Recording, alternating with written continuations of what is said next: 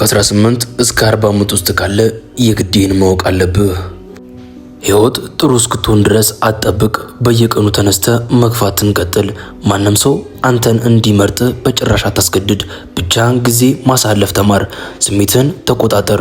የተረጋጋ አእምሮ ማንኛውም ሁኔታ መቆጣጠር ይቻላል። ብስጭትን ለማስወገድ ሰዎች እነሱ ባሉበት ሁኔታ መቀበል አለብህ እንጂ አንተ በምትፈልገው መንገድ እንዲሆን መጠበቅ የለብህም። ሁሉም ሰው ማን እንደሆነ ያሳያል። ጊዜ ብቻ ስጠው። የራስን ጉዳይ ስትከተል ከራስ ጋር ሰላም ትሆናለህ። ራስን በሚገባ መንከባከብ አረጋግጥ። በአንተ ላይ ምንም ቢፈጠር ዓለም ይቀጥላል። ማንም ግድ አይሰጠውም። በየቀኑ የተሻለ ለመሆን ጠንክረ ስራ። የራስህን ህልም ለመገንባት ካልሰራ አንድ ሰው ይቀጥረሃል። እናም የሱን ዓላማ እንድታስፈጽምለት ይሰጥሃል። ከማህበረሰቡ ምክር ራስህን ነጻ አድርግ። አብዛኞቹ ምን እየሰሩ እንደሆነ አያውቁም። በቢሮ ውስጥ ቁጭ ብሎ ምን ማድረግ እንዳለብህ ሲነግርህ ዓመታት በጣም ረጅም ጊዜ ነው። ምን እንደምትሰራ ራስህን በራስህ ማዘዝ መጀመር አለብህ። በህይወት መድረስ በምትፈልግበት ቦታ ካልደረሱ ሰዎች ተደጋጋሚ ምክር መቀበል የለብህም። ባለሙያዎች ካልሆኑ በስተቀር ማንም ሰው ስለ አንተ ምንም የማያውቅ ከሆነ 100% የተሻለ ህይወት እየኖርኩ ነው። ዜናዎች ስታቆም እና ፖለቲካን ከጉዳዮች ስታስወግድ ይፋዊ ስራህን ካልሆነ ወይም በአውንታዊ መልኩ በማይጠቅም ከሆነ 10 እጥፍ ብልህ ትሆናለህ። የራስንም እድለኞች ለመፍጠር ብልህ መሆን አለብህ። እድለኞች ወደ አንተ እንዲመጡ አትጠብቅ። ወንድ ከሆንክ እነዚህን ነገሮችን አድርግ።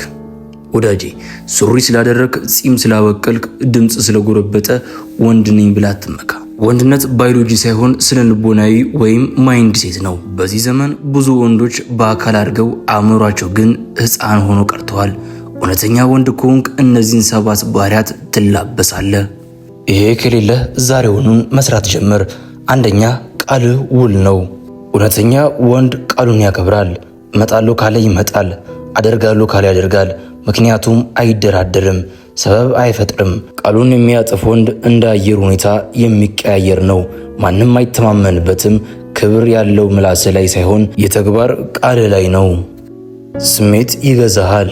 ሕፃን ልጅ ሲርበው ያለቅሳል፣ ሲናደድ ይጮሃል። እውነተኛ ወንድ ግን ሲናደድ ዝም ይላል፣ ሲርበው ይታገሳል።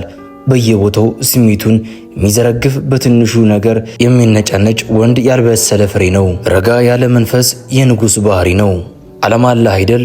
ጠዋት የምትነሳው ለምንድን ነው? እንጀራ ለመብላት ብቻ ከሆነ ከእንስሳ ምን ለየህ? እውነተኛ ወንድ ከሆዱ በላይ የሆነ ከራሱ በላይ የሆነ ራዕይ አለው። ለቤተሰቡ፣ ለሀገሩ፣ ለትውልድ የሚጠቅም አሻራ ለማኖር ይተጋል። ሴት ሳይሆን ስኬትን ያሳድዳል። ኃላፊነትን ይወስዳል። ሲሳሳት ይቅርታ የኔ ጥፋት ነው ይላል። ደካማ ወንድ ግን እሷ ናት፣ መንግስት ነው፣ ጓደኞቼ ናቸው ብሎ ጣቱን ወደ ሌላ ይቀስራል። ጥፋቱን አምኖ ለመቀበል የመፍትሄ የመጀመሪያው እርምጃ ነው። ኃላፊነት የሚሰማው ወንድ የቤቱ ምሰሶ ነው። ድንበር ወይም ባውንደሪ ሳለው ማንም በቤቱ በህይወቱ በክብሩ ላይ እንዲረማመድ አይፈቅድም። ኖ ማለት አይፈራም። ሰዎች እንዲወዱት ብሎ አይሽቆጠቆጥም። የራሱ ህግ አለው። የራሱ መርህ አለው። ያንን መርህ ማንም እንዲጥስ አይፈቅድም። በሩ ክፍት የሆነ ቤት በባለጌ ውሻ ይወረራል። ተከላካይ ነው ወይም ፕሮቴክተር። እውነተኛ ወንድ በዙሪያው ላሉት ወይም ለሴቶች፣ ለህፃናት፣ ደካሞች ጥላ ነው። አደጋ ሲመጣ ይሸሻል ወይም ይጋፈጣል። ፈሪ ወንድ አደጋ ሲመጣ ሚስቱ ሜዳ ላይ ጥሎ ይሮጣል። ጀግና ወንድ ግን ደረቱን ሰጥቶ ይጋፈጣል። ወንድነት ማለት ለሚወድ ሰው መስዋዕት መሆን ነው። ዝምታን ይወዳል። ባዶ በርሜል ይጮሃል። ወርቅ የሞላበት ሳጥን ግን ድምፅ የለውም። እውነተኛ ወንድ ብዙ አያወራም፣ ብዙ ይሰራል እንጂ። ወሬ የሴቶች ወይም የአንዳንድ ሴታ ሴት ወንዶችም መሳሪያ ነው። ዝምታና ስራ ግን የወንድ መሳሪያ ነው።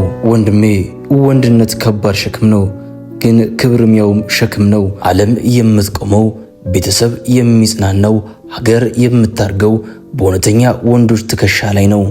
ትከሻ ይጠንክር። ብቻ ወንድም የሚመክር ሁሌም ቢሆን ጠንካራ ሁን።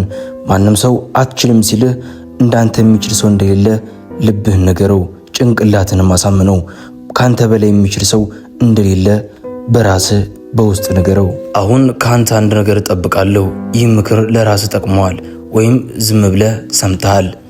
ለውጥ ከፈለክ፣ ወንድነትን ከተቀበልክ ላይክ በማድረግ መገኘትን አሳየኝ። ሼርና ኮመንት ካረክ ደግሞ ለምትወደው ወዳጅ ሼር አድርገው።